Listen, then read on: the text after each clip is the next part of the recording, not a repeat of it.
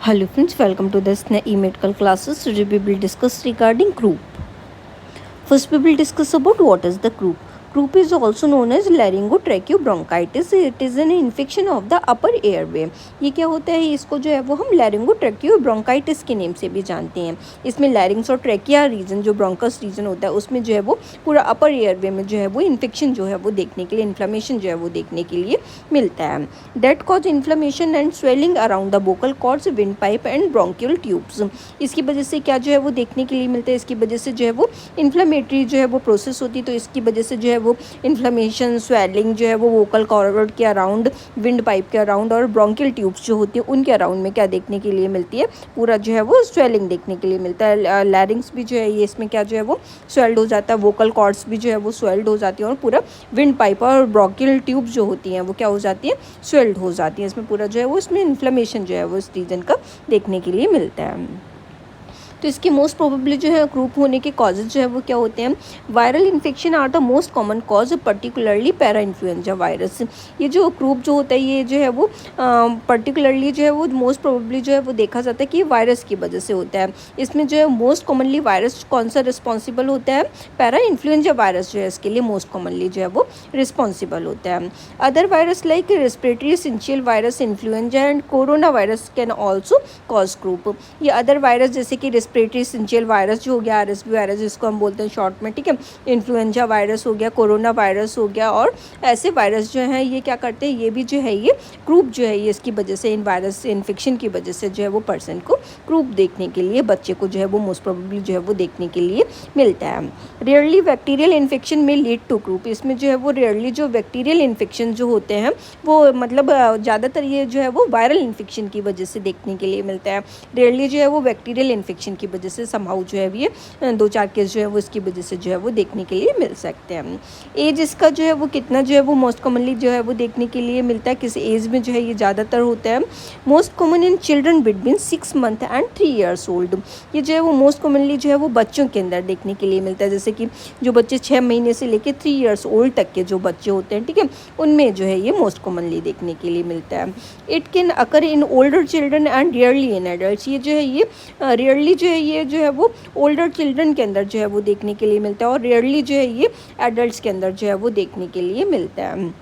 अगर हम देखें तो इसमें ज़्यादातर जो चांसेस जो है वो मेनली जो है वो छोटे बच्चों को जो है वो जो जैसे 6 मंथ से लेके 3 साल तक के बच्चों को जो है वो देखने के लिए मिलता है. उसके बाद जो है वो कुछ केसेस जो है वो उनसे बड़े बच्चों जो स्कूल गोइंग बच्चे होते हैं उनमें भी देखने के लिए मिल सकते हैं और रेयरली जो है वो एडल्ट में देखने के लिए मिलेगा.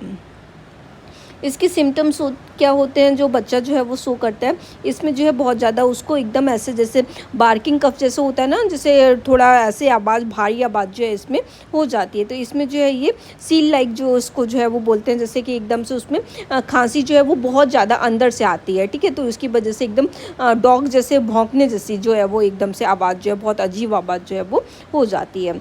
हॉर्स वॉइस जो इसको भी जो है वो हम बोल सकते हैं, ठीक है. इसमें हॉर्सनेस जैसा साउंड जो है वो आता है. स्ट्राइडर जो है इसमें जो प्रेजेंट रहता है, इसमें जैसे स्ट्राइडर क्या होते हैं, इसमें हाई पिच साउंड जो है वो सुनाई देती है और इसमें जब बच्चा सांस ले रहा होता है, इनहेल एक्सेल वगैरह इनहेल कर रहा है, ठीक है, तो उसमें जो है वो विसिल लाइक्स जो है वो साउंड जो है वो प्रेजेंट रहता है. ऐसा लगता है सीटी जैसी जो है वो बज रही है. इसमें बच्चे को जो है वो जब वो पूरा एकदम ऑब्स्ट्रक्शन हो रखा होता है पूरा ये रीजन में, ठीक है, जो हमारा ट्रैकिया वाला रीजन है, तो इसमें पूरा जो है वो ऑब्स्ट्रक्शन होता है. तो इसकी वजह से उसको ब्रीदिंग जो वो डिफ़िकल्टी भी जो है वो बच्चे को बहुत ज़्यादा देखने के लिए मिलती है. फीवर देखने के लिए मिलता है. साथ में उस बच्चे की जो है वो रनिंग नोज जो है वो देखने के लिए मिलती है. वाटरी सिक्रेशंस जो है वो देखने के लिए मिलते हैं. और जनरली इसके जो सिम्टम्स जो रहते हैं, जैसे हमें नॉर्मल कोल्ड में जो सिम्टम्स होते हैं, ठीक है, वैसे ही कोल्ड फ्लू में जो सिम्टम्स होते हैं वही सिम्टम्स जो है वो इसमें जो है वो देखने के लिए और जो है वो मिलते हैं.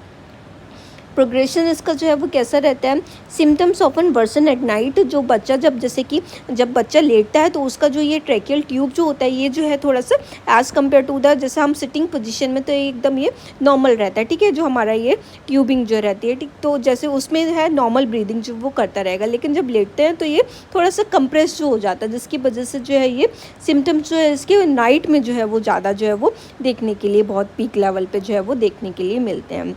Usually peaks on the second और third night of illness. Usually जो है जब इसका वायरस जो है वो कब पीक पे रहता है, ये जो है वो थर्ड नाइट जो है, सेकेंड और थर्ड नाइट पे इसका जो है वो इलनेस जो है वो मोस्ट प्रोबेबली जो है वो पीक पे रहता है। Most cases resolve with in 3 to 7 days. इसके जो मोस्ट प्रोबेबली केसेस जो होते हैं वो 3 से 7 दिन के अंदर जो है ये रिजॉल्व जो है हो जाते हैं। ये अपने आप बिना ट्रीटमेंट के या फिर थोड़ा बहुत ट्रीटमेंट लिया है इसका, और ये जो है वो रिजॉल्व हो जाते हैं। इसके लिए डायग्नोसिस जो है वो क्या कराते हैं हम, typically based on clinical presentation and physical examination. इसका जो डायग्नोसिस जो है वो बेस होता है कि हम जो भी सिम्टम्स आ रहे हैं उसके बेस पे जो है वो हम डायग्नोस कर सकते हैं इसको, ठीक है। जैसे उसकी रनिंग नोज रह रही है, हॉर्सनेसनेस वॉइस रह रही है, ठीक है, स्ट्राइडर उसके उसमें जो है वो प्रेजेंट रह रहा है, बच्चे को जो है वो बहुत ज़्यादा डिफ़िकल्टी हो रही है ब्रीदिंग में, और उसके फ्लू से जो है वो सिम्टम्स जो है वो मेजर लग रहे हैं, तो हम क्या कह सकते हैं, उसको क्रूप जो है वो हो सकता है। एक्सरे के थ्रू जो है इसको जो है वो हम रूल आउट कर सकते हैं। तो अदर कोई कंडीशन है या फिर कोई एसोसिएटरी कंडीशन की वजह से हो रहा है तो उसको जो है वो हम एक्सरे से जो है वो रूल आउट कर सकते हैं। Pulse oximetry to measure oxygen saturation, इसमें जो है वो उसका SpO2 जो है वो चेक करते हैं, उसमें जो है उसका देखने की ऑक्सीजन का सेचुरेशन जो है वो पल्स ऑक्सीमीट्री के थ्रू उसका नॉर्मल है कि नहीं है। नेक्स्ट में इसका ट्रीटमेंट जो है वो कैसे करके करेंगे। अगर माइल्ड केसेस अगर प्रेजेंट हो रहे हैं तो उसका नॉर्मली होम केयर से जो है वो हम करते हैं। उसको जो ह्यूमिडिफाइड एयर, कूल एयर जो है वो उसको दी जाती है ताकि उसका जो है वो ऑब्स्ट्रक्शन जो है वो उसको सही हो सके। Over the counter pain reliever and fever reduce, अगर उसको जो है वो पेन हो रहा है या फिर फीवर जो है वो ज़्यादा आ रहा है तो उसको जो है वो पेन रिलीवर ड्रग्स जो है वो देते हैं, उसको फीवर के लिए जो है वो मेडिसिन देते हैं ताकि उसका फीवर जो है वो रिड्यूस हो सके। मॉडरेट टू और सीवियर केसेस अगर जो है वो देखने के लिए मिल रहा है तो क्या देंगे उसको, ओरल और inhaled corticosteroid to reduce inflammation. उसको जो है वो ओरली और जो है वो कॉर्टिकोस्टेरॉइड जो है वो इनहेल भी कराएंगे ताकि जो इन्फ्लेमेशन अगर कोई भी जो है वो हो रखा है तो उसको इन्फ्लेमेशन में जो है वो आराम मिल सके। Nebulised epinephrine for temporary relief of severe symptoms, उसको जो है वो नेबुलाइजेशन जो है वो कराएंगे, उसको एपिनेफ्रिन वगैरह जो है वो देंगे ताकि उसका जो है वो सिम्टम्स जो है अगर कोई भी ऐसे आ रहे हैं तो उसके टेम्परेरी सिम्टम्स जो है वो उसके रिलीफ उसमें जो है वो मिल सके। नेक्स्ट में उसको अगर ऑक्सीजन की रिक्वायरमेंट होती है, ब्रीदिंग डिफ़िकल्टी अगर उसको ज़्यादा जो है वो देखने के लिए मिल रही है तो ऐसे जो सीवियर केसेस जो होते हैं उसमें जो है वो बच्चे को हॉस्पिटलाइजेशन कराते हैं। और एक्सट्रीम केसेस में जो है अगर बहुत ज़्यादा जो ब्रीदिंग डिफ़िकल्टी, वो सांस ही नहीं ले पा रहा है, ठीक है, बहुत डिफ़िकल्टी देखने के लिए मिल रही है तो उसको उन केसेस में जो है वो इंटीब्यूट कराया जाता है ताकि आर्टिफिशियल वे में जो है उसको इंटीब्यूशन के थ्रू, जो एंडोट्रैकियल ट्यूब वगैरह के थ्रू जो है वो उसको हम ऑक्सीजन जो है वो एडमिनिस्टर कर सकें।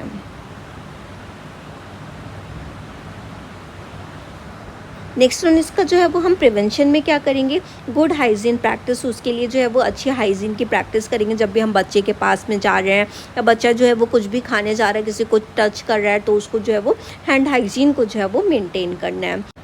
नेक्स्ट में इसमें कॉम्प्लिकेशंस जो है वो क्या देखने के लिए मिल सकते हैं, इसमें कॉम्प्लिकेशंस जो है वो देखने के लिए मिलते हैं, वो जो रहेंगे वो रेयरली जो है वो कॉम्प्लिकेशन देखने के लिए मिलते हैं। समाउ तो ये जो है वो प्रेजेंट नहीं रहते हैं, लेकिन इसमें रेयरली जो है वो कुछ केसेस में जो है वो अगर उनका सीवियर बहुत ज़्यादा सिम्टम्स जो है वो हो गया तो उसकी वजह से कॉम्प्लिकेशन अराइज कर सकते हैं। जैसे बच्चे को सीवियर ब्रीदिंग डिफ़िकल्टी जो है वो हो सकती है अगर उसका जो है वो इतना ज़्यादा स्ट्राइडर वगैरह जो है वो बढ़ गया, ठीक है, और उसको अगर रात में जो है वो पाथवे एकदम से कुछ लेटते टाइम ज़्यादा कंप्रेशन वगैरह जो है वो हो रहा है, ठीक है, तो उसकी वजह से उसको ब्रीदिंग डिफ़िकल्टी एक्सेस लेवल की जो है वो हो सकती है अगर ज़्यादा इन्फ्लेमेटरी प्रोसेस हो गई और ऑब्स्ट्रक्शन उसका बढ़ गया। तो निमोनिया जो है वो देखने के लिए मिल सकता है। उसमें जो है वो लंग पैरेन्काइमा जो है उसकी इन्फ्लाम जो है वो पूरा जो है वो कर जाती है, ठीक है, तो उसमें जो अगर बैक्टीरियल इन्फेक्शन अगर बच्चे को हो रहा है तो उसमें जो है वो इसमें इन्फ्लेमेशन जो है वो लंग्स में देखने के लिए मिल सकता है। साथ में बच्चों को अगर ये ऐसा कोई इन्फेक्शन हो रहा है जिसमें वाटरी लॉस वगैरह जो है वो बहुत ज़्यादा हो रहा है, ठीक, तो उसकी वजह से उसको बेबी को जो है वो